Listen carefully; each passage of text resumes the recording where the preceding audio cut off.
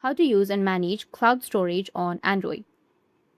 So if you want to use and manage cloud storage on your Android, then what you need to do is you just need to simply open up your Files application, and here locate the file that you want to upload to the cloud. So I'll just simply go with an image, tap and hold on to it, go with the three dots which will be in the top right. You may have a share option, tap on share, and here you have an option to share it to the cloud. But you need to make sure that you have a drive like Google Drive installed on your device, and make sure that you also have Microsoft OneDrive. Once you do that, you need to go back and then open up your Google Drive.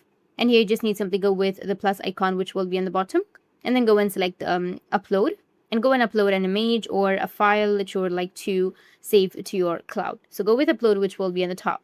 Now, once you've uploaded, also keep in mind that each service may have a file size limit and free storage limit.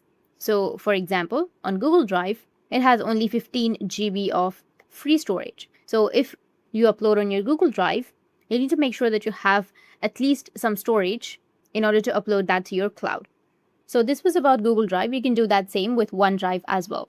So that's how you can use and manage cloud storage on your Android. And if you have any questions, feel free to comment below. Thanks for watching.